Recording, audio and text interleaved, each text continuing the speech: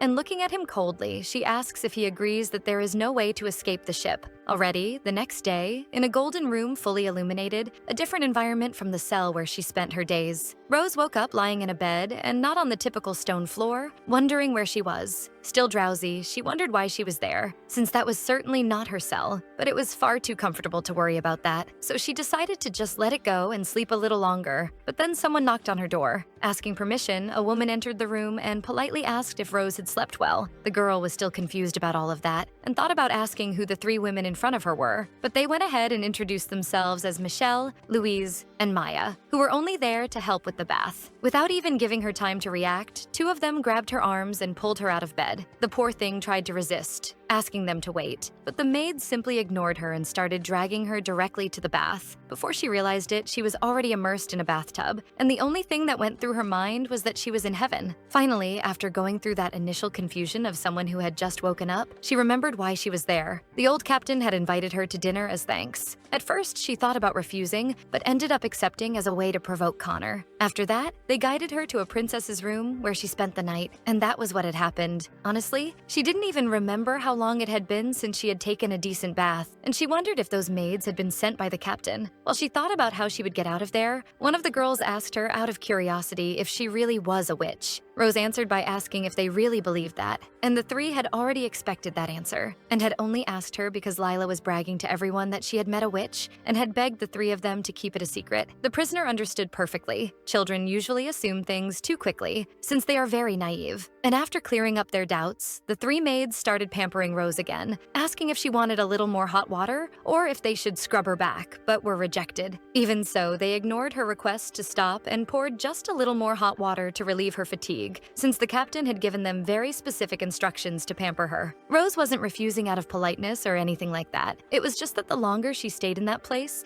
the more intensely she would feel the cold wind on her skin when she returned to her routine. She didn't want to get used to that warmth. For her, it was nothing more than unnecessary luxury. When she was younger, she was innocent, but now it was different. She didn't intend to be carried away by all that shine like an idiot. That definitely wouldn't happen again. But while she was thinking, something suddenly interrupted her trance. A commotion was happening outside. There was a male voice joking around, and the poor girl was almost dozing off again. The maids were telling that mysterious voice that he couldn't enter there. And the one making all that fuss was Henry, who insisted on guarding the place, swearing with all his might that he didn't want to be forced to do it, but he needed to make sure. He insisted firmly on at least staying at the bathroom door while waiting for her to finish her bath, since those were the commander's orders. But before that discussion could go on any longer, both he and the maids were caught by surprise. Rose came out of her bath and asked him directly if he had something to say to her. The scene shocked everyone, leaving them petrified on the spot. Quickly, Henry covered his eyes, asking what exactly she was doing. And truly confused, he questioned if she remembered that he was a man, but the girl didn't care. After the initial shock passed, the young man lowered his authoritarian tone a little, specifically with Rose, and asked the maids to excuse them, which obviously frightened them. But he explained that he only needed to deliver confidential information. One of them asked why now, of all times, since he could at least wait for Miss Walker to get dressed. And embarrassed, the poor boy begged them not to misunderstand him, since it was Connor who had given that order. Besides that, the captain had signed off on that decision. The three ended up leaving them alone, and Rose asked what exactly he wanted, and if he was there to search her, since he had sent the three away so suddenly. Henry asked what would even be the point of a search, since she had nowhere to hide anything, and if by chance she thought he was some kind of weirdo. The girl replied bluntly that in the current situation he certainly was. There was no way to disagree with that, but putting that aside, Henry took a step forward, ordering her to stay where she was, since he would just say something and leave, then shut the bathroom door, staying outside. Rose returned to her bathtub, saying that apparently he really didn't know how to lie, and leaning against the wall outside, the young man asked what she was talking about, being answered by the prisoner that it didn't make sense to put a lieutenant as a servant for a simple prisoner taking a bath. There had to be something more to say since he had sought her out, and surely it was something he wanted to keep secret. His superior may have ordered him to guard the bathroom door, but he hadn't told him to go inside. So she wanted to know, without him using his superior's order as an excuse, what exactly he wanted to tell her. And the young man answered that it was about Lila. Rose already began to imagine what the man intended to say, and apologizing without apologizing, she called him useless, which Henry agreed with, since even if he had 10 mouths, he wouldn't have an argument to justify himself. The prisoner asked if the girl was all right, and he replied that the doctor had examined her the same night. Luckily, nothing serious had happened, but that made Rose remember how the young man had reacted at the moment of the incident. His soul had simply left his body for a few minutes. She asked him if he had really been a pilot, and Henry answered that in his active days he had shot down more than 50 enemy aircraft, which only made her more curious as to why he was so fearful. The young man stayed quiet for a moment, before replying that he had an older sister and a brother-in-law, Layla's parents. Then he asked if she knew about the bombing that had happened in Riorton, and Rose replied that she didn't, but noticed that he had used the verb in the past. Then Henry asked if she had been there that day, but there was no way Rose could have been present because the day that happened she was escaping for the first time. It had been a long time already. She was in Alcapez when she heard the news, saying that Riorton had disappeared. Henry confessed that his sister was in the city, along with his niece, who was still a newborn. And Rose, for her part, still had difficulty believing that this had really happened. Riorton was a huge city. It didn't make sense that it had disappeared just like that, overnight. Henry asked her if she knew what was funniest about that story, telling her that he could have prevented the destruction, and although he knew his sister and his niece were in the city, he hadn't stopped the bombing. But Rose thought that wasn't something that concerned her. Honestly, she didn't care that Cursed City had vanished, but that guy was really venting. She asked him why he hadn't stopped it, and Henry began to tell her that on that day, they identified an enemy squadron in the air during the flight. As soon as he noticed, he reported to Connor that it wasn't just one or two, but several. The squadron split into two groups. One side was going to the city of Malona, and the other was heading toward Riorton. Malona was the capital, and the other target was their hometown. He and his friend had to decide. The choice Connor made was to protect the capital. In the end, that was the right choice. He didn't really regret it. They had no choice. It was a situation in which there was no other option. After that, they flew without obstacles during the war, so he thought he had overcome what had happened. But as soon as the war ended, he couldn't get into a cockpit again. Something in his mind had broken. In the end, the prisoner was right. He wasn't who he had been been before anymore, and he couldn't call himself a pilot anymore. Even so, it was all right, because his niece was there. After hearing the whole story, Rose began connecting the dots and asked him directly if he hated her, because also being from Riorton, she survived while his sister had died in that same city. Henry hesitated for a moment, but replied that yes. Rose told him it was all right to keep hating her,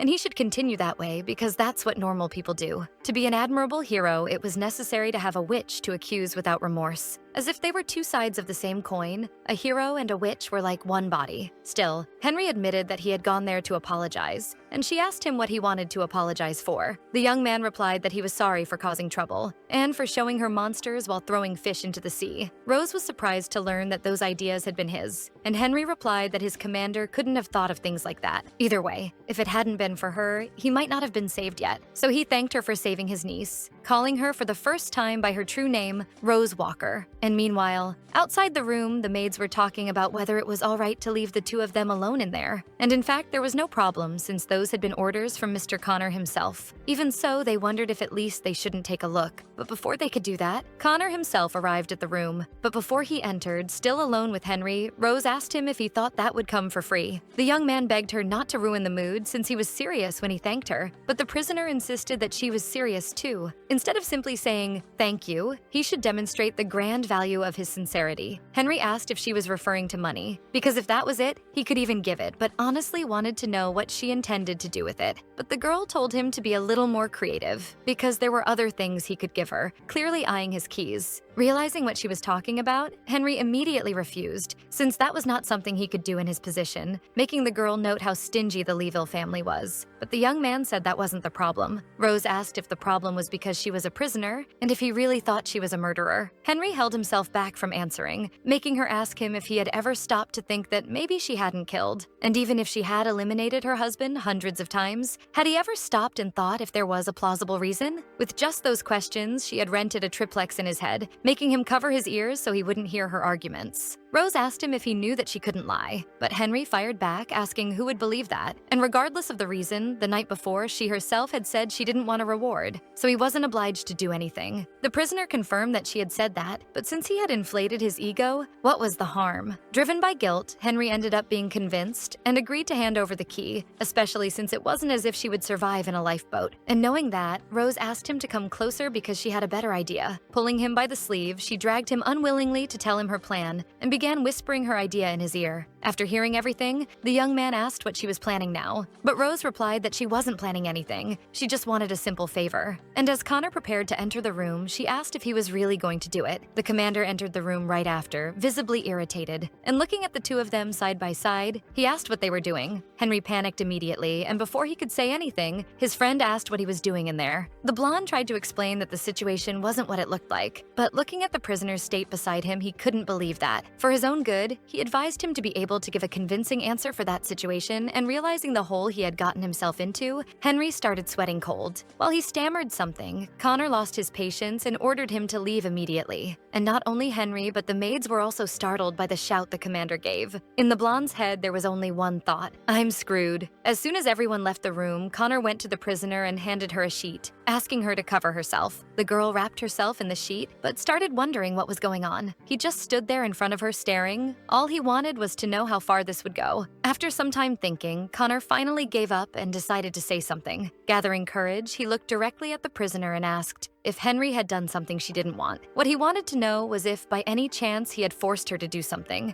and that question made Rose freeze, and she immediately replied that no. But again, the commander asked if by any chance his subordinate had bothered her in some way, and the poor thing could only ask what exactly he thought had happened there. Connor told her that she could speak the truth, because depending on what had happened, he would make sure to replace her guard immediately until they reached the island, and also wouldn't allow anyone to get close to her. And that left Rose confused. She asked if by any chance the blonde wasn't his friend and helper, but the commander replied that if he had done something inappropriate, then he was no longer fit to help him. And apprehensive, Rose told him he was missing something very important. She was the Witch of Alcapez. While Henry was a hero who had fought at his side in the war, before anything else, the blonde was his ally, not hers. But Connor asked what exactly that had to do with anything, leaving her speechless. Rose asked if by any chance he didn't even trust his own subordinates. And with that level of trust, she was impressed they had even managed managed to help each other in the war. Connor replied that he hated that kind of reasoning. People were not consistent. Even if his friend was a good subordinate, he still needed to improve in many things. Looking more seriously, he asked again if really nothing had happened. Rose felt bad and decided to clear everything up, saying that the two of them had only been talking. When asked about what, she replied it was about Lila, since Henry had been too embarrassed to thank her in front of the others, and it wasn't fun for her to toy with big kids like him. She wouldn't gain anything by doing that, and this made Connor ask what she meant by gain. What would a prisoner gain from a guard? And Rose replied that it was obvious. The very reaction he had when he saw the two of them together there proved it. Finally relaxing a little, Connor sat down and said that until that moment, he didn't understand how people fell for her lies. But now he saw that she had only been waiting for a chance like this. That was what she had been waiting for. It was easy to see when you paid attention. Rose grew more serious and asked if he really wanted to know why that happened. And she told him that in fact, it wasn't that she was deceiving everyone, it was the others who pretended to be deceived. Connor asked her what she meant by that, and she replied that it wasn't a matter of how good her lies were. People only heard what they wanted to hear. In the end, there was no one who wanted to know the truth. All that was needed was a good scapegoat they could accuse however they liked. In the end, she only said what she wanted to say, because no matter what she said, nothing would change. Still, it was true that he was a hero, because even knowing the situation she was in, he decided to care about a mere prisoner. With no words to respond to what Rose had said, he asked her if she also thought he was a hero. Rose countered, asking why it was strange for her to admire a hero, and he replied that it wasn't exactly that, but had his words cut off halfway when the prisoner admitted that she was also his fan. Before anything else, she had also been a citizen of the Empire, and when his photos were dropped, she kept each one. Connor was surprised to learn that, and the girl asked if by chance that was strange.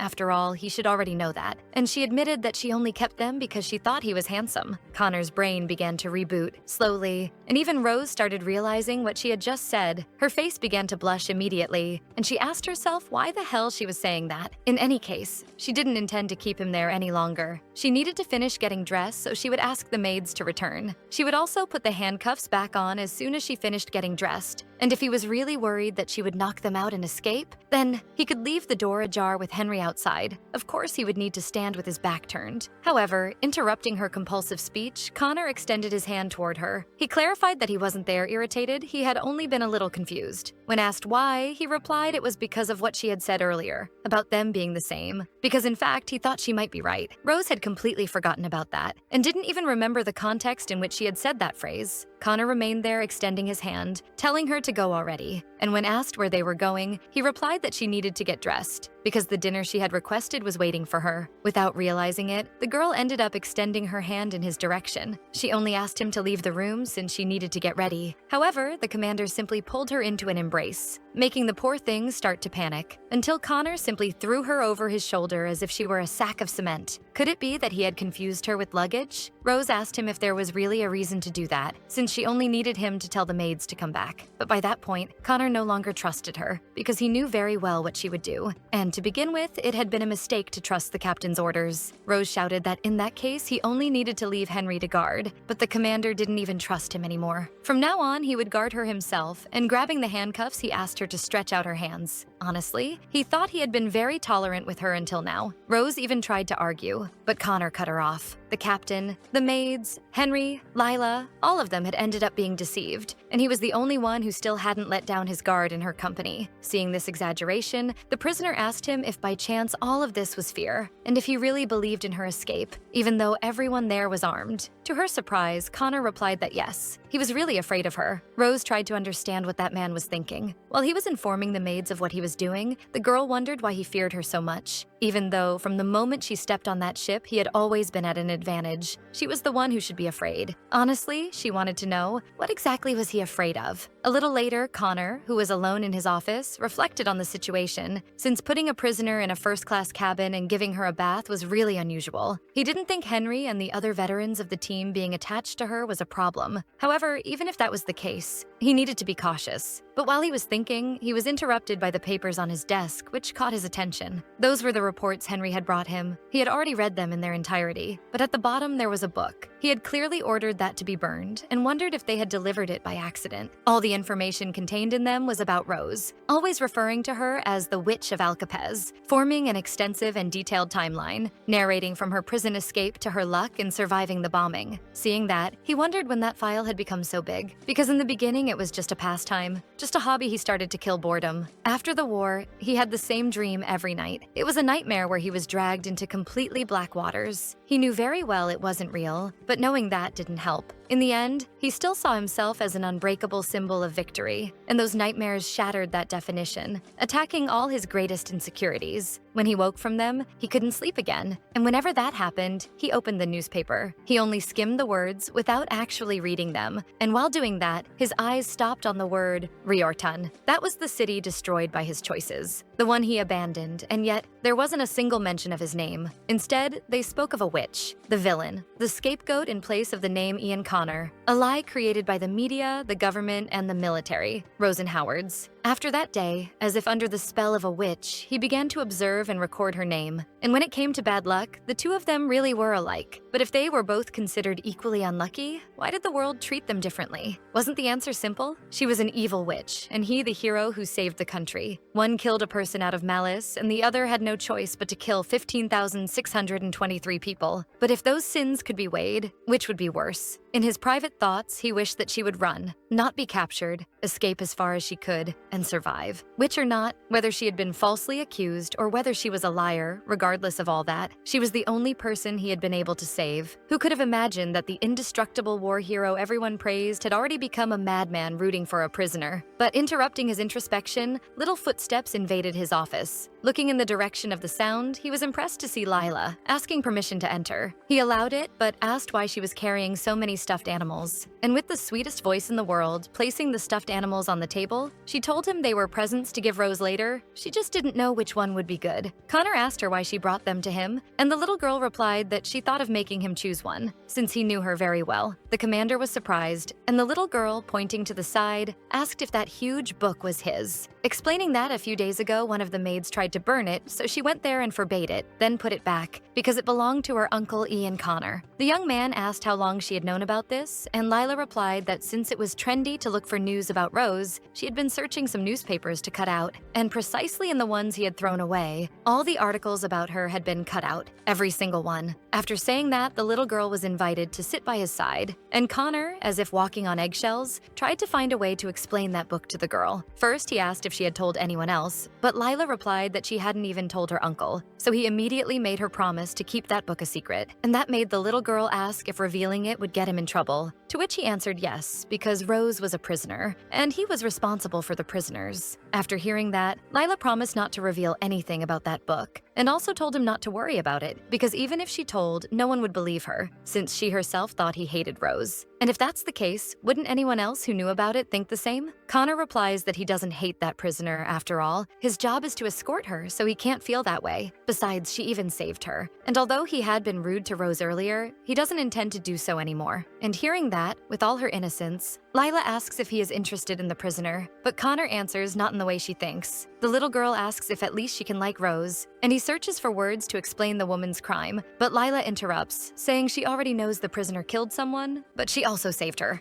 In that case, when you add a good thing with a bad thing, everything goes back to zero. And if that's true, shouldn't he like her too? But setting that aside, Lila needs Connor to choose quickly one of the stuffed animals, which her newest friend will like. The young man even tries to explain that since Rose is going to prison, her belongings will be taken away. But the little girl replies that at least she could keep the gift until she's imprisoned again. After all, every good deed must be rewarded. And that also reminds her that she has something to give Connor. Extending her hand, she gives him the coin she received from Rose. He explains that it's a lucky coin, so as long as he has one, everything will turn out fine. For now, he needs it more than she does, since he doesn't sleep well. However, Connor breaks the mood by asking where she got that coin from, and the poor little girl simply averts her eyes, avoiding answering. But it was already obvious. He couldn't let his guard down for even a second, and tells the little girl that next time she can't take anything from her, since they still don't know whether she is or isn't a witch. The poor thing even looks sad. Even so, Connor thanks her for the gift and promises to keep it carefully, quickly, since it would be uncomfortable to throw it away. For now, she needs to go back to where her grandfather is, since dinner will be ready soon, but before leaving, Lila asks where her uncle is, since he also needs to get ready. Connor replies that his friend is in charge of guarding Rose while she takes a bath, but the little girl tells him she had already checked that, and when she looked, her uncle wasn't at the door. That news makes the commander's heart stop for a second, and all that goes through his head is what Rose told him in the interrogation, about what she had to go through at the hands of rotten guards to escape. He runs towards the room, and when he arrives, he only sees the maids outside deciding whether to go in or not. The only thing he didn't know was why he was so angry over a prisoner. Before entering, he had to stop for a moment to calm down. He should already be used to hiding and burying his feelings before taking any action, and so he does. After all the confusion passed, it was up to poor Henry to explain what he was doing there. The poor thing was in tears, trying to convince his friend that he was only talking to the prisoner, but Connor remained static. After a long time, the commander finally turns to his friend and calls him noisy, telling him to be careful with his behavior, totally ignoring his pleas about not having done anything besides talking to the prisoner. To the war hero, that was a conversation that could easily have been interpreted as a threat by the prisoner, and that is what worried him. Meanwhile, Rose was preparing to enter the place, but she felt nervous, maybe because of the difference in class. However, it would be a waste to stay stuck back there, and the maid who helped her get ready encouraged her to go in, saying that everyone would surely be surprised. Turning to her, Rose asks if they'll be surprised because of her, and without hesitation, she replies, yes, since she looked extremely elegant, but that only made her more embarrassed, starting to rethink if she should go or not. The maid didn't intend to let that happen and pushed her into the room at once. Connor and Henry immediately turned, seeing her stumble inside, still shackled, and in a beautiful, shiny dress. Rose surprised everyone with her beauty. The two young men glued their eyes on her the moment she stepped into the place. When Rose noticed their stares, she froze in the corner. Exactly what were they looking at? The two stood still and silent as if they had seen an apparition, and like that, it was impossible to feel even minimally comfortable in that place. To make things worse, Henry looked at the girl with the most serious expression he had and asked who the hell she was. And that question left her wondering if her sentence would increase if she kicked a guard. Apparently, people couldn't believe that this was really Rose Walker. The worst part was that Henry wasn't joking about it. He truly hadn't recognized her. Rose even teases, asking if he isn't just doing that to trick her and call her stinky again. But the young man replies that he would never do that. And looking closely, she even finds him handsome, though he isn't her type. But at the very least, he's trustworthy. But when she was about to get closer to the young man, Connor steps between the two and, looking at his friend, tells him that he's forbidden to come within 1 meter of the prisoner. Poor Henry is obviously confused and asks since when that stupid rule existed, since he thought everything had already been settled, and even though his commander agreed, he still didn't think the blondie was trustworthy. Henry even asked why, but they had already argued about this before. And the reason was simple. No matter how charismatic or hostile prisoners are, they will still be extremely dangerous. Besides, he couldn't understand how someone who was always growling at Rose could suddenly become such good friends with her. But for Henry, that didn't matter, and he asked if Connor really thought he would let the prisoner escape, but his silence answered for itself. The commander only looked at Rose, who froze immediately, and said that there was no way to know if the two had planned something while they were in the bathroom. And the young woman stiffened, since that was almost as if he had read her mind. Henry tells Connor that the lady just asked about the menu, since there was a dish she didn't want to eat, so he had to pass that along to the chef. Obviously, the commander turned to her and asked if that was true, and Rose confirmed it, but complained about Henry's lack of loyalty and sense. When Connor asked what item on the menu was causing so much trouble, he was interrupted. Alex and Lila had finally arrived for dinner, and the little girl was as radiant as ever upon seeing her favorite witch present. Rose greets the little girl, but quietly asks Connor why she was there, and the young man replies that it was probably the captain's idea. Approaching with short steps, the little girl says the prisoner looks like a true princess. She's so beautiful, and Rose returns the compliment, but Connor interrupts the two's conversation, asking the girl not to get close to the prisoner. Lila even tries to argue, saying she hadn't even properly thanked her savior, but Connor says she's already said enough. And from now on, it's dangerous to get close to that woman. The poor little one's eyes fill with tears, and sadly, she hides behind her uncle's legs. And not a single person in that room thought that wasn't the cutest thing in the world, except Connor, of course. Rose had already realized how merciless Commander Connor was, and most likely the only person capable of challenging him would be Captain Alex, who at that very moment was scolding the soldier for suspecting everyone. Connor even tries to argue something, but the old man had already stopped listening long ago and apologizes on behalf of his subordinates. insubordinate. He also announces that the meal will be ready soon, so she only needs to wait. And he says he'd like to be able to remove her shackles during dinner, but Connor only had to call his attention once for the old man to change his mind, albeit reluctantly. He then asks his son, Henry, to help Miss Walker during her meal, basically to feed her bites directly. And the young man gets a little confused, asking if they can't have the servants do it instead, but his father is inflexible. And before the poor young man could try to argue, Connor steps in front of him and says he can't do that since he's forbidden to approach the prisoner. And because of that, Connor himself volunteers. Everyone is shocked, and Rose herself seems the most confused there. And seeing this reaction, he asks if perhaps he can't do that, but it's not like anyone there could stop him. So he asks Rose directly if she has any complaints about it, but the young woman says she doesn't, and in that case, everything is fine. Pulling her by the arm, Connor begins to lead her to the table, but for Rose, it only feels stranger by the minute. For some reason, his gaze seems different from when they first met. It's possible she's just mistaken, but somehow, his gray eyes seem to pierce her even deeper. What the young man had said before immediately comes back to her mind, when he thought that the two of them really could have something in common. But Rose ends up convincing herself that it was only an illusion, a sweet delusion she had created to escape the miserable reality in which she lived. Connor's gray eyes always seemed irritated when they looked at her. They were not a scorching red or a freezing blue, but rather a color difficult to decipher. What really hides behind those eyes, she doesn't need to know, but she wants very much to find out, though she is afraid, because when a rat forgets its own place, all that remains is its destruction. But pulling her out of her daydreams, Rose realizes that she is still holding Connor's hand, so she asks him, until when will he keep doing that? Connor immediately lets go of her hand after hearing that, startled. Quickly pulling it away, he tells Rose that his intention, in truth, had been to pull the chain, not hold her hand. Alex hears that and becomes furious, rightfully so. How could someone be so rude as to drag a lady by the chains of her shackles? Even worse, a guest. It took his son holding him back to keep the old man from lashing out at the young man. Connor goes a little quiet after that and apologizes, saying he hadn't meant it on purpose, but the girl understood, so it wasn't that big of a problem. He still tries to explain that he only wanted to pull the chains and not hold her by the hand, and apparently didn't understand that that was exactly the problem, but Rose just repeats that she already understood. She knew very well what had happened. She always knew. His holding her hand didn't mean anything. It was all just a delusion. The phrases she had heard from that hero in her youth,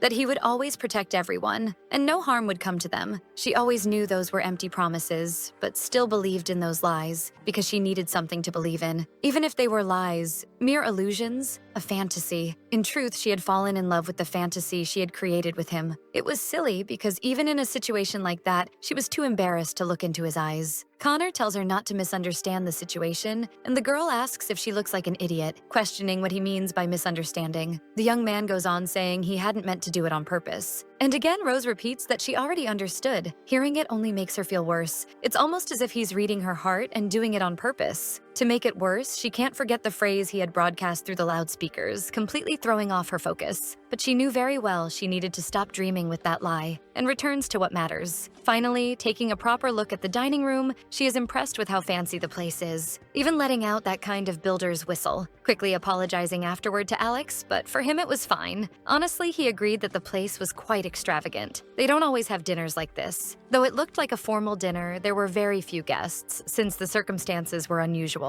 Regardless, it was time to begin dinner. And sitting down, Rose pauses and thinks that from the moment she changed her clothes until she entered there, she hadn't seen a single person walking around. But that was understandable. It wouldn't look good for a captain and a commander to be seen treating a prisoner that way. Looking at the dishes served, she is impressed because everything looks appetizing. But when she prepares to eat, she is interrupted by Henry, who tells her to wait. He asks if the girl planned to eat shackled as she is. Besides, the captain hadn't given the order for everyone to begin, which leaves Rose confused, since she had heard Alex give the order for dinner to begin. Henry explains that starting dinner doesn't mean beginning to eat. Only the soup had been served so far, and it's necessary to wait for the appetizers. The young man is truly shocked that Rose has no etiquette skills, and the girl, embarrassed, begins to get irritated with him, because obviously she has no knowledge about etiquette rules. She had never eaten at such a fancy dinner before, so why did he have to treat her like some snob? The fact that she doesn't fit into a place like that is clear as day, but her revolt is interrupted by Connor, who calls her attention. He offers her a spoonful of soup and brings the spoon to her mouth. Rose even tries to refuse, but before she realized it, she was already eating the soup, and Connor was asking her if she wanted more. Obviously, she accepted. And Lila, watching that, clapped her hands in happiness at seeing the two so close. Henry, on the other hand, gets a huge scolding from his commander, since as far as the two of them knew, it didn't matter in what order you ate. Once in the stomach, it all became the same thing, and the blonde hadn't worried about that when he was on the battlefield. The poor guy even tries to defend himself, but the damage was done. Connor still repeats that it's better for the blonde to stay quietly in his corner because he had already warned before that Henry couldn't be less than a meter away from her. And contrary to what everyone thought, it wasn't a joke. And technically, it also meant he couldn't even be in that dining room. Meanwhile, Rose kept stuffing her belly,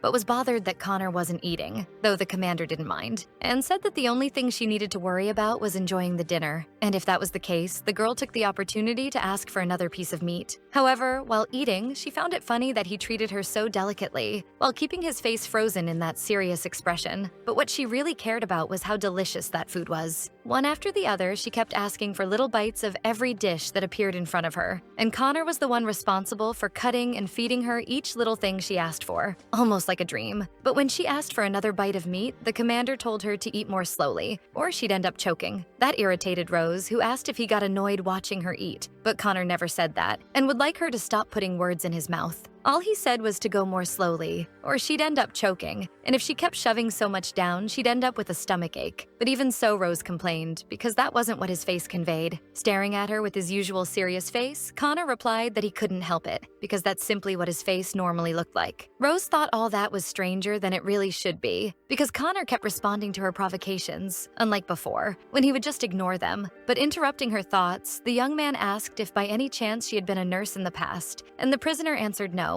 which made Connor wonder where she had learned first aid, since he hardly ever saw that in the Empire. Then he finally questioned her if by chance she had used magic at that moment. Rose opened a mischievous smile and replied, "Whenever a woman does something incredible, people tend to say she's a witch." She hadn't been a nurse, but her husband had been a doctor, or to be more exact, a quack without a diploma, but she had learned a bit by watching him. His name was Hindley, and he had indeed taken a witch as his wife, but not Rose. Emily was the witch. After she revealed that her husband had been a quack doctor, Rose witnessed the most uncomfortable silence of her life. Apparently, everyone suddenly remembered that she was a murderer. That served as a reminder of how good Connor was at ruining the mood. She could say that because that story had already been in the newspapers. There was no reason to ask her to repeat it in her own words. As a way to break the silence, Alex ended up asking her how old she was, still a little nervous. He couldn't trust the information in the newspapers since they were often biased, with some even saying she was in her 70s, hiding it with magic. Rose realized how much the former war hero was trying and decided to answer. Just as the Imperial newspaper had said, she was 25 years old. That made Alex curious, since if she was that young, then at what age had she gotten married? And the girl answered that she had married when she was 15. The old man was impressed by how young she had been when she married and asked if it had been her parents' decision. But Rose said no, since she came from an orphanage. That made the atmosphere even heavier, and the only person who thought all that was normal was Rose herself. Henry revolted and banged the table, saying that was madness. A 15-year-old girl getting married? That made him ask how old her husband had been at the time, but Rose questioned whether that really mattered since he was dead anyway. And while chewing her piece of meat, she felt the atmosphere grow heavy again. She hadn't meant to say it like that on purpose, but it was true. Connor reprimanded the two of them, asking them not to say cruel things without reason and to just eat, especially since Lila was there. But the little girl said it was fine, since she had already read the news about Rose. However, Connor told her that even so, it was better for her to focus on her own meal, which didn't stop the girl from finishing her sentence, saying she already knew that her savior had been the cause of her own husband's destruction. That makes the commander harsher and order her to stop talking, leaving the little girl sad. But angry, she decides not to be quiet and asks if it's possible that Rose didn't do it. Connor explains to her that the prisoner had already been found guilty and sentenced, but Lila reminds them that Rose had always claimed to be innocent and asks why no one listens to her. The commander, cold as always, tells her that no one listens because it's a lie. It may be true that the little girl survived thanks to her help, however, it's also a fact that Rose killed her own husband. The girl even understands that, but says that if no one believed her, just like they don't believe Rose, she would be very sad. Connor prepares to keep scolding the little girl, but Rose steps on his foot and orders him to stop fighting with her and just eat in silence. But he stares at the prisoner and asks her directly why she gave that coin to Lila. Rose is confused at first until she remembers what he's talking about and answers that from the beginning that coin wasn't hers, but the girl's. She only borrowed it to distract her and then gave it back. Deep down, she knew very well the reason for that question. It was a reminder of the lie she told. She had lied to Lila when she said it was a lucky coin. And if she lied, she was a liar. The little girl, crying, said that her savior hadn't lied, and that it really was a lucky coin. The truth is, when coincidences overlap, sometimes lies become reality. Rose tells her that it's all right, and that there is no problem with what Connor said. She knows very well what she did, knows very well that children are naive, and that's why it's easy to take advantage of their little hearts. She feels grateful that the little girl defended her, but the truth is she only used her innocence. Breaking the heavy atmosphere, one of the maids arrives and asks if she can clear the dishes from the table and bring the next ones, being answered by Rose, who says yes. She keeps imagining what kind of fancy dish is going to show up now, until something finally catches her attention. Among the countless delicious things that were on the table, there was one in particular she wanted, and when Connor asked her what she would like to eat, she didn't hesitate to answer. Sweating cold, she chose the manhwa fruit. Connor split the small fruit in half, and with a spoon scooped out the pulp, bringing it to the prisoner's mouth. But right after eating it, while everyone else enjoyed the dishes, she began to feel ill. Connor was the first to look in her direction when the captain asked her a question and she didn't respond. But his eyes froze when he saw the first drop of blood fall. Rose was bleeding from her mouth, and it was possible to see the tears of despair running down her face. Everyone began to scream and worry and ask what had happened. But Rose wasn't panicking. She had finally done it. She was very sorry that Lila had to see it, but she couldn't simply go back to prison. She needed more time. Now she truly understood that there was no savior in this world, and patience leads nowhere. So even if it hurt her, she needed to save herself. Connor must act as she expects, and that's exactly what happens. Desperate, he runs toward her and holds her in his arms. Even if only for a brief moment, she hopes to catch him with his guard down. A few minutes later, when the initial shock passed, Connor asked the ship's doctor who had poisoned the food, and the man answered that he was sure it hadn't been poison. Connor found that unlikely, since she had spat blood, and the servant began nervously explaining that it was true it had been because of the fruit, but not because the fruit was poisoned. And he began to think the poor guy had only gone there because he heard the commotion caused by a supposed poisoning, and looking now, that atmosphere was definitely no joke. Including the soldier who had taken her to the cabin, it seemed Connor was the only one still in his right mind. But that thought quickly crumbled when he saw his face silently exploding with rage, his clothes covered in blood. However, that reaction was understandable, since that must have been a very important mission for him. And interrupting his thoughts, Connor asked what could have caused it if it hadn't been poison. The servant explained that nothing had been put in the fruit, and the girl probably just had a unique constitution, some kind of allergy, for example, and that's why her body reacted badly to certain foods. That couldn't be called poisoning. At most, a food intoxication, since the other people at the table were fine. And that made Connor ask if the man thought Rose had done it on purpose. But the young man didn't know how to answer. If the girl didn't know, then it was probably an accident. But if she knew, then it had been some kind of scheme. Or then, it could have been a more desperate attempt to escape than just throwing herself into a sea of monsters. That's a very interesting hypothesis. And what if Rose had really tried to put an end to it all? It wouldn't be unusual, since she's a prisoner condemned to Mount Island. Sometimes it's better to die like that than to reach the island. Connor asks the man if she's going to die, but he answers no. The doctor has been saying that for a long time. The girl has already been treated and is just sleeping now. However, the commander doesn't understand why she's still unconscious, and the doctor explains that her body weakened from lack of nutrients, and it will be difficult to wake up after fainting from lack of energy. Hearing that makes the commander ask the doctor if things continued at that pace, the prisoner would die. The doctor couldn't answer that, since that woman definitely isn't a normal person. She's someone who's been through every kind of situation, and even so, it's common for people as strong as her to die in prison. Even if she died from another illness, it wouldn't be strange, so he can't say what's more likely, her surviving or dying. While he's talking, Connor is approached by a piercing cry, and when he looks back, he sees Lila running toward him in tears, asking if he would put Rose back in the ship's prison. The little girl already knew because she'd been there before. If her friend went back there already sick, she would definitely get worse and die. Gripping tightly the fabric of his pants, she asks if they can let Rose rest a little longer before sending her back there. Connor puts his hand on her head affectionately, and turning to one of the servants, orders them to put the girl in a cabin, and when asked which cabin he was talking about, he answers his own cabin, causing shock, since a prisoner would stay in the same cabin as a commander. Connor asks if by any chance they're worried about him now, and nervously the man answers no, but that wasn't the point of his question. However, Connor was inflexible about it. He himself would keep an eye on Rose.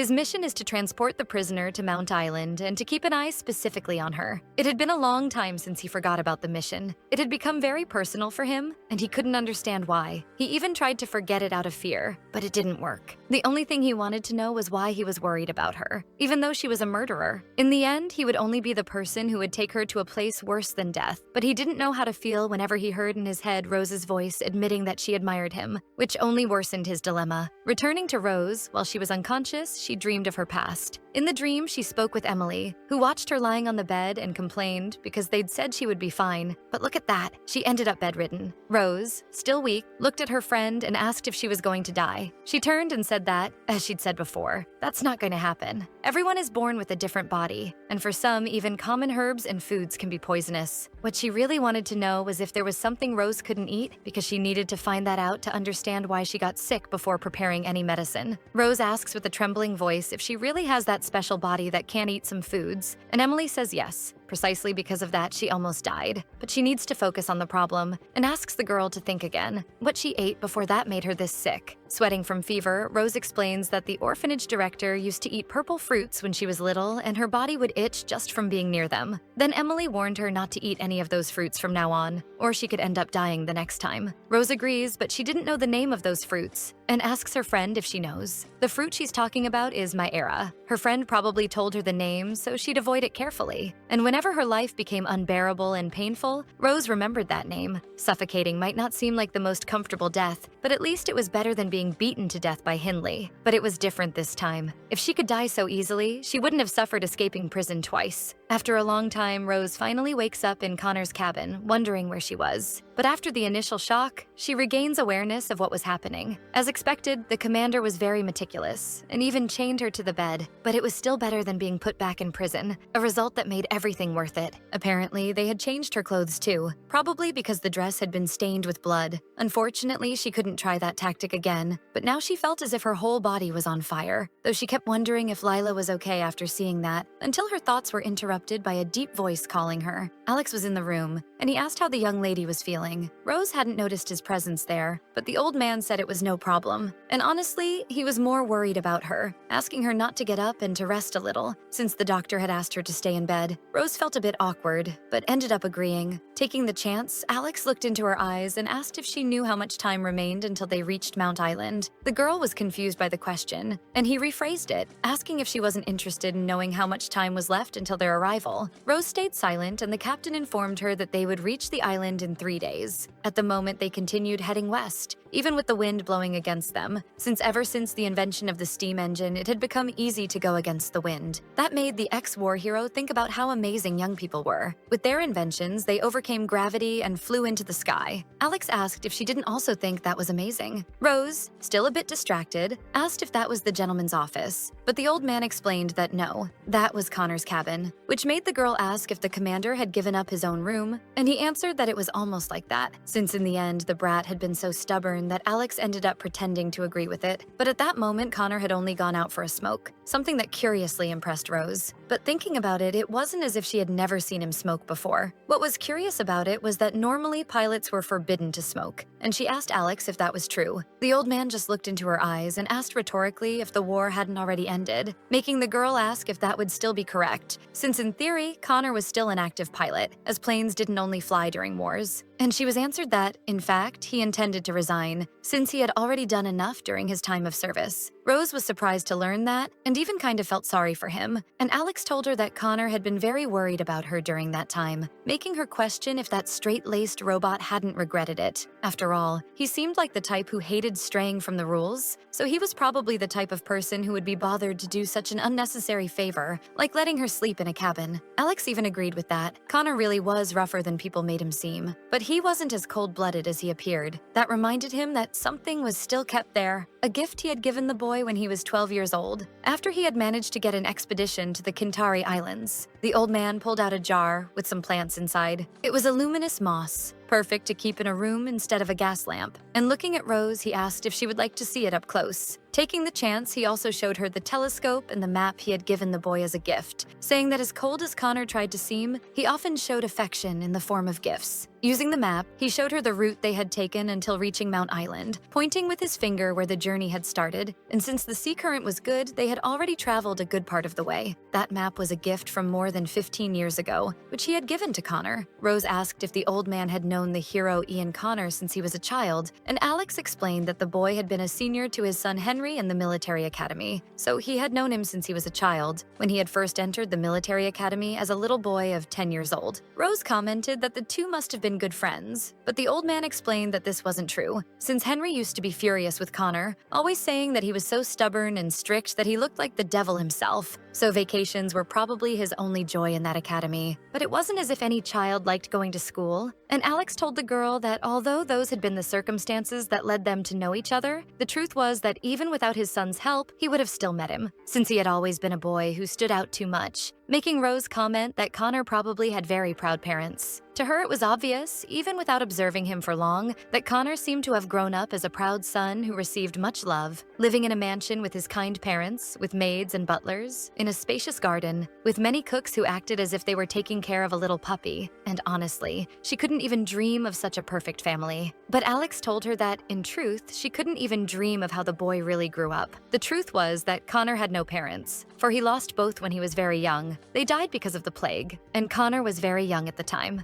After many disputes among his relatives over the inheritance, he ended up joining the army when he grew older, and those unscrupulous people grew angry when they heard that. But that had been the best option for him, since the inheritances and properties of cadets were administered by the state until they came of age. The poor boy had to mature quickly, and because of that, he hardly ever showed his feelings, never being sincere about them, probably why he preferred to deal with his problems alone or to rid himself of such feelings. As for Alex, he felt pity seeing a child forced to grow old too soon. Precisely because of this, he asked Rose not to try to end her own life. That made everything seem clearer to her. The old man had explained all that just to tell her this, for he had misunderstood and thought she had tried to take her own life. Awkwardly, the girl tried to explain that he may have misunderstood the situation, and that it really was just a coincidence, since she had always wanted to try the fruit, and it turned out she was allergic. Alex did not accept this explanation, and with a sad look, he told her that he had also had a daughter, and the two had much in common. She was his first daughter after 15 years of marriage. They had her late and lost her early, but Rose didn't think that was true. Most likely, he had simply associated the two because of their blonde hair, but she didn't believe it possible they had anything in common. Still, how could a father who lost his daughter make that distinction? Perhaps after losing her, his heart tightened whenever he saw a young lady of the same age, and in the end, he probably never gave up that habit, even toward a prisoner like her. Alex changed the subject of the conversation and asked if Rose really was feeling better, and she answered yes. She felt very well now, but to the old man, the girl still didn't seem well, and he asked her to rest a little longer, something she agreed to. For now, he only advised Rose to take care of herself, for as he had said before, they still had time before reaching Mount Island, and honestly, he thought Miss Walker was someone who would not give up until the end. After all, that was what she had done up to that point. As for Rose, throughout her life, she had believed her skill was in picking out crucial pieces of information from random conversations, and this applied to that talk, the direction of the wind, the temperature, and the weather the captain had told her about. Even though she couldn't fully understand it due to her lack of knowledge, she was still certain of one thing: she needed to head east. That night, before sleeping, she kept observing the jar of moss in her hand, and it really glowed. Looking at it that way, it almost seemed like a lighthouse, something everyone ends up seeing after wandering the open sea for a while. But back to her plan. What she needed to do now was find the key. If she could get hold of it, or at least of the weapon Connor carried on his waist, maybe she would have a chance. The problem was what she would do afterward. She would be lying if she said she hadn't felt fear after seeing those creatures in the sea, but she had always known how to overcome fear, and that made her remember the moment when her husband died, when she held Emily's shoulders and begged her to go to Walpurgis Island, for since she was a witch, she would probably survive there. Emily even tried to argue, worried about what would happen to her friend, but Rose told her she would be fine and would never die. That was the day she had taken her bravest action. It was the brightest moment of her humble life, and whenever she thought of that moment, a flame lit in her chest. That flame burned away any fear, urging her to fly again,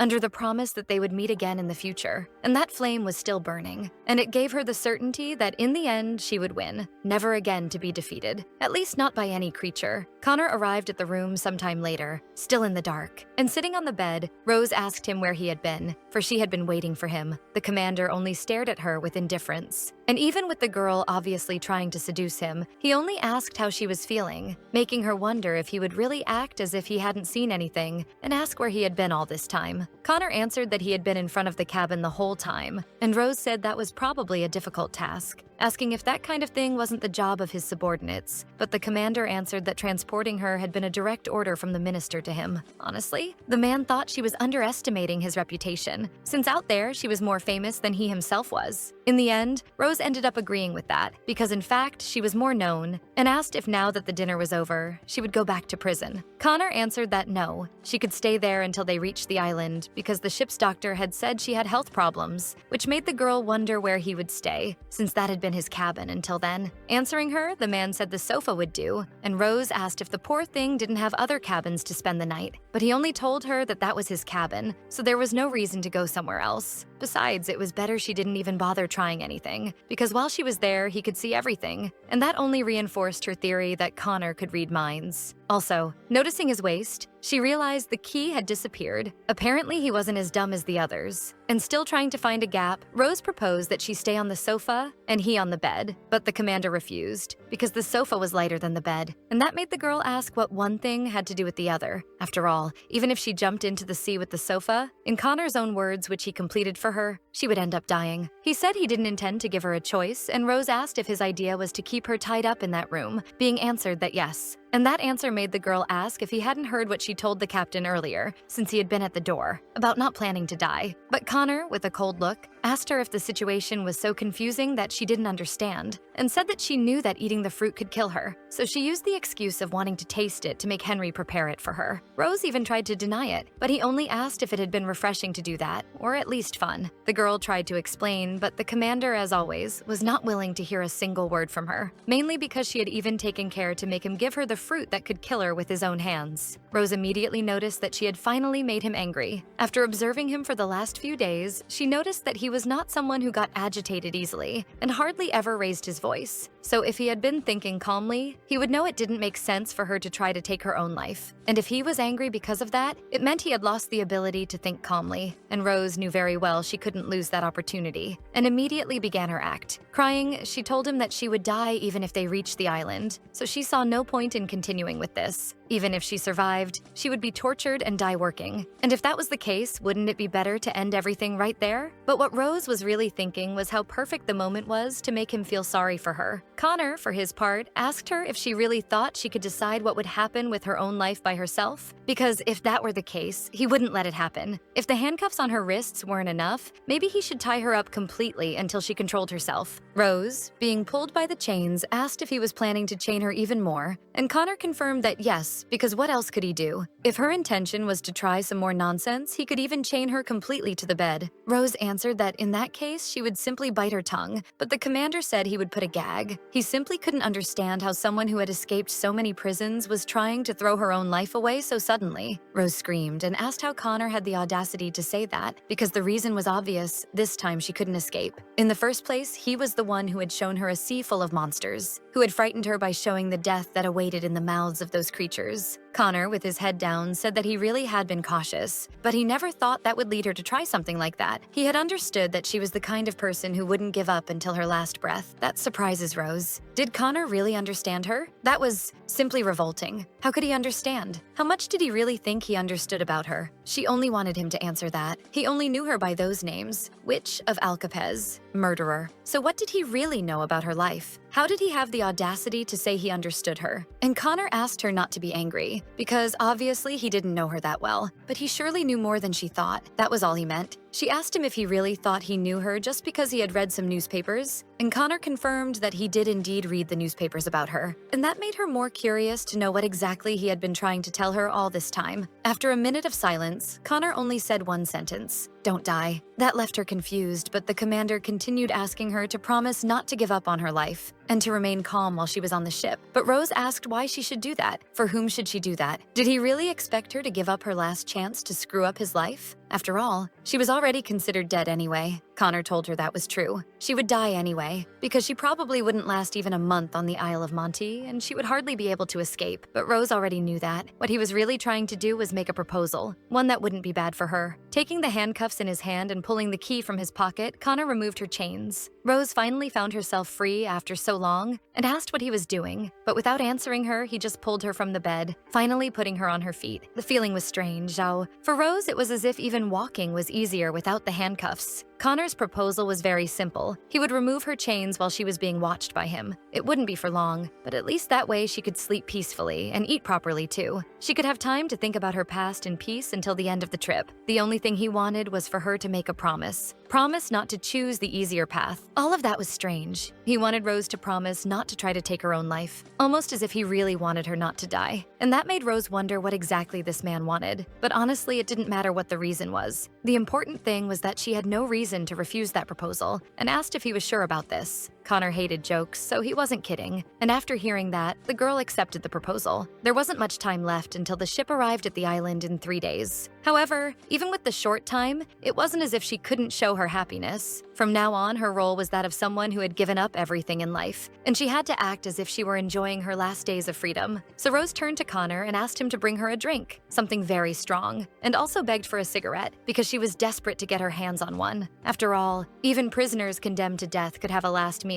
And besides, it would only be 3 days, so it wouldn't hurt to fulfill her wishes a little. She asked if he couldn't at least do that, and Connor, hesitant, began to pull his pack of cigarettes from his pocket and ended up giving in. In his own room, she began to smoke and felt as if she had come back to life. The commander just sat beside her watching and said he would bring some alcohol the next day, but she was too focused on her cigarette and only invited him to smoke a little by her side. The only bad thing was that it was already ending, but Connor ended up giving her a treat, letting her smoke one more, bringing a smile to her face. However, Rose knew very well what would happen. He would probably tell her to sleep after finishing that one, but it would be a waste of time to do that. She needed to say something to gather information, but didn't know exactly what to ask without seeming suspicious. Still, she decided to risk it and said she had something to ask him. Connor, dedicated to letting her enjoy a little of life, decided to answer her doubt and asked what she wanted to know. And while taking another drag, Rose asked when he started smoking, since pilots weren't allowed to do that. The man answered that he started when the war ended, but that wasn't the answer she expected. She just wanted to know why. But Connor only said he simply felt like it. However, Rose didn't think that matched him, especially since he was a pilot. The sky was what suited that man the most. That was precisely why he shone the brightest there. Every time the Imperial squadron passed like a flock of migratory birds, she would spend a long time looking up, trying to watch. Since Connor was the commander, she was sure he would be in the first plane, and she always tried to catch him with her hands. When she did that, for a moment her body, which was bound to the ground, seemed to have risen to the sky. But she had no interest in winning or losing the war. She just liked him crossing the blue sky. She liked the feeling of freedom that it gave her. Connor only answered that he was no longer a pilot, not since the war ended. But if he was going to keep giving vague answers, Rose would take the chance to tease him a little. So she asked why he still wasn't married, and that was enough to destabilize him. Connor was stunned, so Rose repeated the question. She wanted to know why he hadn't married yet, since the war was over, or if at least he had a girlfriend. The commander already thought she was getting too curious, but the truth was that she wasn't the only one. He had fans all over the Empire who also wanted to know. So he answered that it was very common for pilots to die during the war, and afterwards there weren't many left to gather. And because of that, many ended up thinking it was better not to start a family. But Rose didn't think that answered her question, and wanted to know if there were soldiers who did get married, or if at least he went to war carrying the picture of a beloved inside his cap, like one of those classic cliches. Connor gave a slight smile and said that was true. There were people who did that, but not everyone did something so foolish. However, what caught the girl's attention the most in his words was that laugh, and for a second she even thought she had imagined it. But that wasn't a reason to stop provoking him, and she asked if his personality had always been that dry and melancholic, and explained she wasn't trying to insult him, she just thought it was different from what the media usually showed. Connor replied that at first he didn't match that image. It had been a difficult adaptation. That only made her more curious to know why he had forced himself to be that way, and the commander replied that he just thought it was necessary. But this time Rose agreed with what he said. Really, it was his fault for being too handsome, but it was still better than trying to do that without the right looks. Connor laughed and said that was true. At that point in the conversation, Rose was almost about to faint because that serious, robotic man was actually laughing. The guy even admitted that he was handsome. And speaking of himself, Connor added that he didn't think marriage was really necessary. Rose understood that, but said that if it were him, he'd have at least 3 wives because it would be better than having just one ugly guy. It would be worth it to share a handsome guy with 2 other women, as long as he was beautiful. When she was young, she realized that the existence of a man wasn't really necessary to live, but rather an accessory. But that didn't mean she killed her husband, and hearing that Connor asked what nonsense she was talking about, since as far as he knew, the Empire had never allowed marriage with multiple people. Rose laughed at that, and said that apparently the war hero didn't know anything about the world, explaining to him that it wasn't just in rich neighborhoods like his, but in the outskirts. Even ugly people had several wives. Then she decided to tell him a curiosity. In fact, she had been Hidley's second wife. She only told him because she thought he'd be interested in knowing that, especially since she had never mentioned it anywhere else. After hearing that last piece of information, Connor told her to go to sleep, and she asked if the hero wasn't interested in hearing a little more about her. And getting closer, she said she had much more to tell, things that weren't in the articles, a secret and interesting story. But to her misfortune, Connor wasn't the least bit interested in that chatter, and just tossed her back onto the bed, while Rose tried to convince him to listen at least a little. Her plan to get information had officially failed, and to make matters worse, she wasn't in the mood to sleep. She needed to talk at least a little more, so she asked him if there was a problem with letting her loose at bedtime, but Connor said he would do that before sleeping, since he wasn't going to lie down yet, because he didn't need much sleep, and Rose asked if he didn't need much sleep, or couldn't fall asleep. He replied it was both. That explained why he always seemed exhausted. It wasn't bad temper, he just suffered from insomnia. Connor took the opportunity to hand her something, and showed her the teddy bear he had chosen. But Rose didn't like that very much, because as far as she knew, she wasn't a little kid anymore to sleep with a teddy bear. However, when she was about to throw it back at the commander, he said it was a gift from Lila. The little girl wanted to give that as a gift and asked him to choose which would be better, and immediately Rose hugged the toy back. Looking at the teddy bear, she asked Connor to thank the little girl in her place. But going back to the bed dilemma, the commander kept insisting that she sleep, but the girl wasn't the least bit sleepy. And apparently neither was he. After all, who could sleep knowing they would die in 3 days? Not to mention that she could sleep plenty when she was dead. So Connor asked if her big idea was to stay awake for 3 days, and said that if she really couldn't sleep, a good idea would be to hug the teddy bear and start counting sheep. But as if that would work. So Rose went back to the previous question, if he really didn't want to know more about her story. The commander said that he already knew the truth, so she could just be a good girl and simply sleep to leave him in peace. However, Rose held his hand and said firmly that she didn't want to. She wanted to talk until she fell asleep, and she would keep talking even if he didn't want to listen. In the end, the story is different depending on who tells it, and he could be the first person to hear her side of the story. It was his choice whether to believe it or not. After all, he wouldn't believe it anyway, so it made no difference if he listened or not. It was already over now. She had already been condemned. That's why, at the very least, he should listen to her story. And Connor finally seemed convinced of that. It all began when Rose was 15. After all, there was nothing interesting before that. Her own memories were blurry before she turned 15. The most she remembered was always living in the Riorton orphanage because she hadn't left that place for 15 years. One day, she was being accused of being a thief. Some foolish woman was accusing her of stealing a ring from her room. Her friend tried to calm her down because the manager there didn't like it when things got noisy. But the woman only asked her friend to keep watch and turned her attention to Rose. What irritated her most about the girl was her daring gaze, as if she wasn't important. That got on her nerves. Before leaving and ending the commotion, she told the girl to return the ring as soon as possible and went away. Rose thought that was idiotic. She wasn't the one who had stolen the ring, and honestly didn't understand why that crazy woman had gotten angry with her, since it was Connie who had stolen it. So, looking at the bedroom door open, she had an idea. Since she was already punished anyway, she ended up taking a necklace she saw on top of the nightstand. There was nothing wrong with that. One punishment in exchange for one crime. That world inside the orphanage was all she knew. You had to work regardless of health or age. If not, you'd be beaten with slaps or broomsticks. Life was hard, but she didn't complain, because she thought everyone lived that way. Until one day, she had a glimpse of what life outside the orphanage was like. That happened on a snowy day. She was very busy because she had a pile of clothes to wash, and the river had already frozen at that time. Honestly, it would have been great if the manager had drunk and gone to sleep early. At least she wouldn't get beaten. The only thing she didn't understand was why the streets were so full of people that day. They were talking about some banquet of St. Walburg, and commenting on how the snow had piled up a lot that morning, making the atmosphere very pleasant. moment. But Rose didn't understand what was so impressive about the snow, because now that the river was frozen, they would have more problems in the future. Regardless, what she really wanted to know was what this banquet was. Only much later, when she was older, did she realize that this banquet was an annual night festival, celebrated on the birthday of the greatest witch in history, a night for Walpurgis. Sometimes she thinks about that, how her life would have changed if she hadn't seen the city decorated that day. It probably would have been kind of dull and boring, but she wonders if her life would have been easier that way. If she hadn't had hope, she wouldn't have fallen into despair. On the way back home that same day, the same woman who had scolded her about the ring asked if she knew how long the manager had been looking for her. It was already late, and even so, the girl decided to return only then. But Rose just ignored her. The woman kept shouting until a serene voice interrupted her, and an older woman appeared asking why they were making so much noise in the middle of the night. That was the orphanage manager. And as soon as she laid eyes on Rose and the pile of dirty clothes she was carrying, she called her directly to her room. That day, the girl was beaten. Later, when she returned to her room, she kept wondering what she had seen. Her legs were sore from so much beating, but the only thing that ran through her head was the scene she had witnessed. She didn't know why she had looked inside that house. The people were cheerful and talking, while she was only peeking. She couldn't understand what they were saying, but the situation was very clear. There was no doubt about what was happening there. Even so, she liked to imagine exactly what their mouths were saying. The only information she managed to extract by observing them all was a simple phrase, "I love you." Love was something she had only heard in plays and stories, a strange word that fictional characters spoke day after day. However, that was not the case. That day she saw that this was not an invented word that appeared only in plays and fairy tales. It was something people genuinely said to each other, from parents to children, and even between couples. It was the moment she realized this that her heart broke. How cozy was the phrase, "I love you." The fact was that no one had ever said those words to her, not even once, and that was what made her cry. All she felt was cold, and all she wanted was a place to warm herself, something to keep her safe on cold nights, something to make her feel comforted. But to wish for that in that place was something she thought was reserved only for the weak, because all the other children looked down on those who cried and acted like a baby. That's why she got irritated when she saw other children crying, because crying didn't change anything. But she was wrong, because those children didn't cry out of pain, but out of longing. It wasn't weakness, it was sadness. Unlike her, those children knew what the bright and cozy world looked like. And now that Rose knew it too, she understood how cold and lonely that place was. It was on that day that she realized she was alone and would never hear that phrase, "I love you." Rose lived in a time when witches were still persecuted. During St. Walburg's banquet, everyone placed candles on a cake and made wishes to her, the greatest witch of all time. Rose was no different. Even without a candle or a cake, she wished for the witch to have mercy on her and place in her life anyone who would comfort her with a hug, someone who would genuinely say they loved her. And if that was too much, it would be fine if that person only lied that they loved her, as long as they hugged her. A few days passed after that, and while she was washing dishes, someone came running to call her. When the girl realized, she saw it was one of her fellow orphans who was asking for a plate, and took the chance to comment that Rose seemed very distracted lately, asking if something was wrong. She replied no. Her friend then asked if she was just anxious, since her birthday was coming, because as soon as a girl turned 15, she could no longer stay in the orphanage. Rose asked if that much time had already passed, and her friend said she spoke as if that didn't worry her. And that was exactly the case, because most likely she would be hired as a servant or a concubine, and all the money from her work would go straight into the manager's pocket. Then someone in the back said it would be better to become a concubine, because if she became a servant, she wouldn't be able to leave that life until her death. Another girl appeared and asked if she really thought it was better to be a concubine and live with a husband's bad temper, because she really thought it was better to be a servant and earn money in an honorable way. But interrupting the discussion about which was the worst fate, a little girl entered the room looking for Rose, because the manager was calling her. Someone had gone there to see her. Meanwhile, in the orphanage manager's office, the woman commented to the guest that Rose wouldn't take long to appear. And he was understanding after all. Waiting for a lady was never a problem. He was eager to see her up close. Already, Rose was in her room, wondering if she should put on her best clothes, or even put on makeup, because it wouldn't make sense to get so dressed up if whoever was interested in her only wanted a servant. Honestly, she didn't know what to do. A few minutes later, she appeared in the manager's office. She was well dressed, but not wearing makeup, and was invited to come in. As she went there, she heard the whispers of several girls, commenting that the manager had found her an 80-year-old husband. Some even thought she would just be hired as a servant for some old man. But contrary to what everyone was saying, her fiancé was very different. The manager finally introduced him, Hidley Howards, who approached her, calling her Rose Walker, but quickly corrected himself, because now that she would marry, she would be Rose Howards. That would be her name in the future, but what really impressed the girl was that the man was quite young, even though he was evidently older than her. But he seemed to be a normal person, as much as possible. He asked the manager if she was sure that the girl was healthy, and the woman replied that, as he himself had seen, her medical history was excellent, being 1.60 in height and with perfect vision. She should also be able to have several children, but the man found her very skinny. However, the manager commented that this would be his responsibility, something to take care of in the future because she had already done her part, and her reproductive organs were normal, something guaranteed by Dr. Robinson. Rose was nervous, but this was her chance to get out of there, and in an attempt to make a good impression, she smiled. If that person left, she could end up being sold to a terrible place next time. And in the end, Hidley ended up liking her and decided to believe what the manager said, agreeing to take her. He only needed to sign the paperwork and pay the amount for the girl. Meanwhile, the manager told Rose to wait seated, and finally the girl managed to feel a little more relieved. She even liked him a little, so she hadn't seen any problem. While the man was signing the papers, he remembered something important and asked to hold her hand. With delicacy, he said he had something to give her. The next moment, he placed a ring on her finger, saying it fit perfectly. He had already bought it beforehand and apparently had a good eye for choosing this kind of accessory. He had already been watching her for a while because he liked her more than the other girls there. And it didn't stop there. Taking something else from his belongings, he showed a teddy bear, asking if she thought it was cute. At that moment, Rose thought that her wish to Wahlberg had come true, and she could fall in love with him. And as soon as the man finished signing the papers, the two went home. Not his house, but their house now. That was the first time she met Hindley Howards, and that was how she became Rose Howards. Arriving at their house, the man began to show her the environment. The first floor was his office, where he worked as a doctor, and the second where they would live. He had already prepared everything she would need, including several makeup accessories. Looking at the girl's admiring eyes, he asked if she felt grateful, and obviously Rose replied yes, hugging him right after. At that moment, she was sincere. She really felt gratitude for him. Unlike the orphanage, she hadn't felt the emptiness in her stomach since she went to live with him, and she didn't tremble anymore with the cold wind. Of course, their moments in bed were painful, but it didn't matter, because that was exactly what she longed for, the warmth of another person. At first, everything was great. He was a gentleman and didn't hit her like the manager and the nannies. But after a few weeks, he began to show who he really was, and the happy life didn't last long. The first time he complained about the food, asking if what was on the table was all she knew how to make. She had served the same dish from the previous morning, but he had never commented about the food before, and the girl replied that they were different dishes because they were seasoned in different ways. But he didn't like the answer because he thought she was trying to argue, even though the girl tried to say that wasn't the case. Pointing his finger at her forehead, Hidley began to complain, since apparently she thought she could do everything perfectly. That was her answer for everything. But from the start, he wondered if there was anything she was capable of doing correctly. Only now he had realized that the girl was useless. And that's it for today, everyone. I hope you enjoyed the story. What are you thinking so far? It's incredible how something that seemed like a dream for Rose turned out to be another kind of prison. Do we sometimes search so much for a way out that we don't notice when we're stepping into another trap? What would you do in her place? I really want to know your opinions and theories, so leave them in the comments. And if you want more, don't forget to like the video and subscribe so you don't miss any new ones I post. This work is called Your Eternal Lies, and our recap covered up to chapter 24. Kisses and see you next time.